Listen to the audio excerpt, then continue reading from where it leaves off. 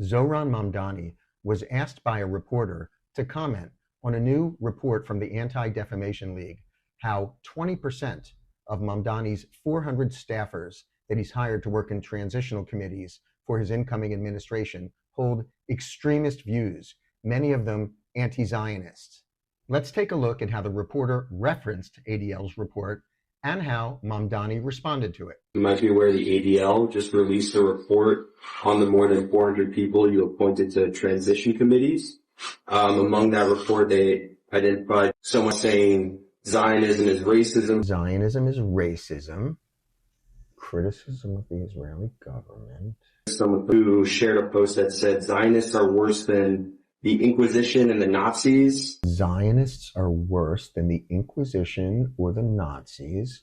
Criticism of the Israeli government.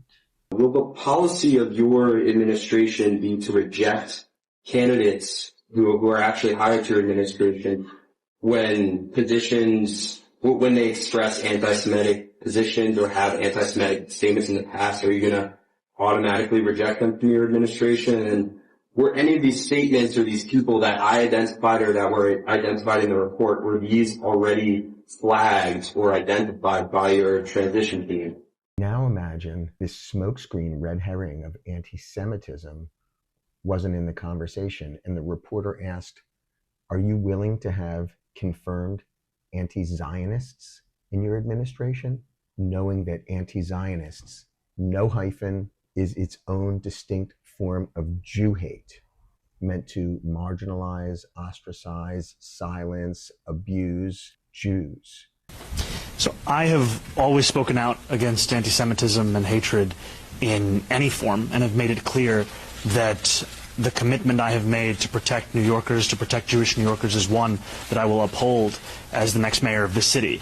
When you take away that antiquated and irrelevant, in this case, accusation of anti-Semitism, Mamdani can't say, I've spoken out against anti-Zionism, because he's still clinging to anti-Zionism with a hyphen as being a critique against Zionism.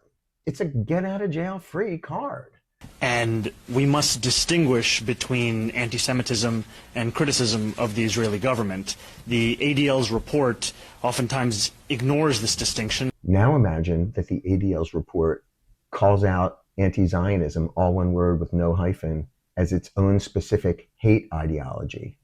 Would Mamdani be able to say, oh, well, the ADL's report ignores this distinction between criticism of the Israeli government and anti-Semitism, if the ADL's report is mentioning anti-Zionism as a separate ideology? And the reporter could say, no, we're not talking about criticism of the Israeli government here. We're talking about its own distinct form of hate that others, Jews, as a proxy for Zionists by calling them colonizers, apartheid runners, and genociders. How would Mamdani be able to answer that? The interview would get much more interesting, wouldn't it? But the reporter's failing to ask that. No shade to the reporter, because ADL's failing to present that. No shade to ADL either. It's just, this is what happens because we're not adapting fast enough. And in doing so, it draws attention away from the very real crisis of anti-Semitism we see not only just in our city, but in the country at large.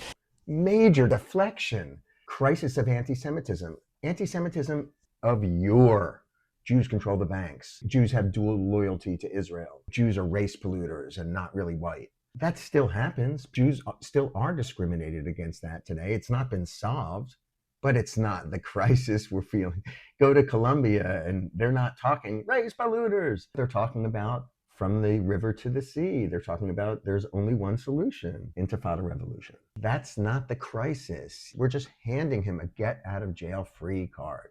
We need to update our definitions of Jew hate. But did any of those examples I read or in the report, your team looked at it, did any of those go too far where you said, okay, this is kind of anti-Semitic?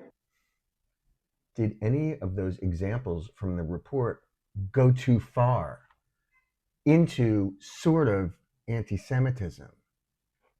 Wouldn't it be great if the reporter could cite the report and say, what about those cited anti-Zionist examples?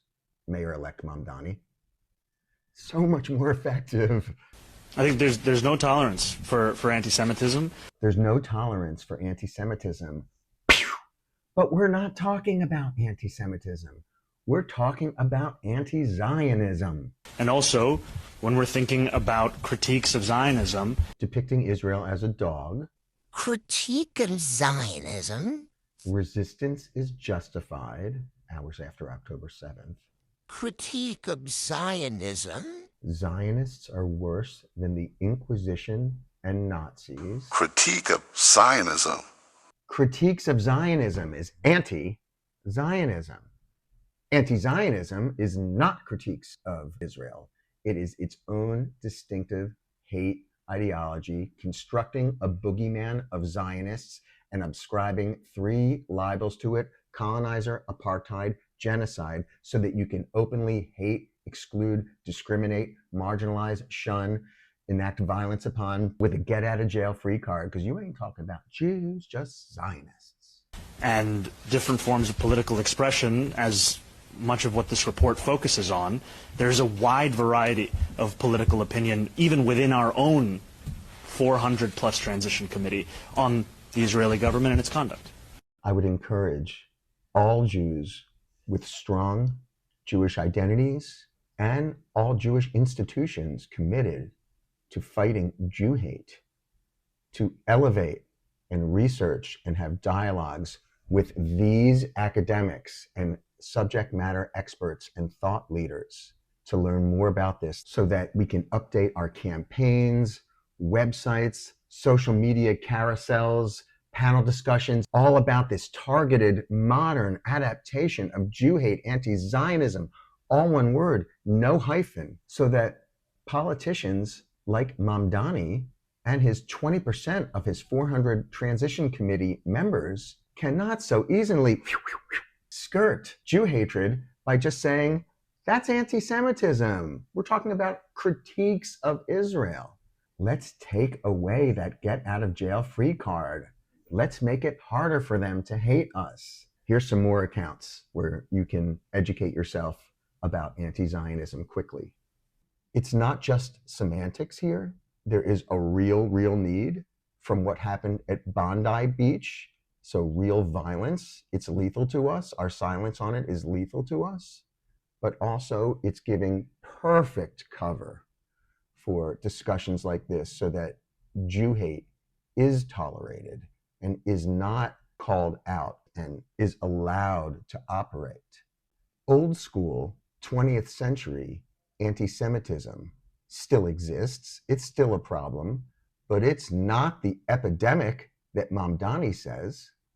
That's anti-Zionism. That's the epidemic. Now imagine if the reporter asked him, do you reject the anti-Zionist hate movement? Do you reject the libel that Israel is a white settler colonial state? Do you reject the libel that Israelis or Jews who care about Israel are racial supremacists who practice apartheid? Do you reject the genocide libel, the claim that Israel or Israelis are inherently genocidal or uniquely criminal as a people? Do you acknowledge that anti-Zionist campaigns historically preceded expulsions and violence against Jews, including in the Middle East and North Africa, the Soviet Union, and Poland in 1968? Do you condemn masked mobs chanting Intifada outside synagogues or Jewish institutions as acts of hate and intimidation?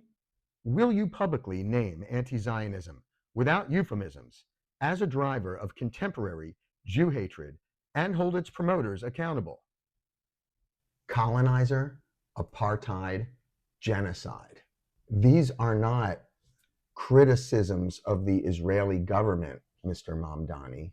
These are abusive tactics designed to demonize and marginalize and silence Jews, failing to name and establish major social media and legacy media campaigns on anti-Zionism gives Mamdani and other officials permission to skate around the Jew hate and kind of make as a boogeyman anti-Semitism. Ooh, anti-Semitism, no way, we're not doing that.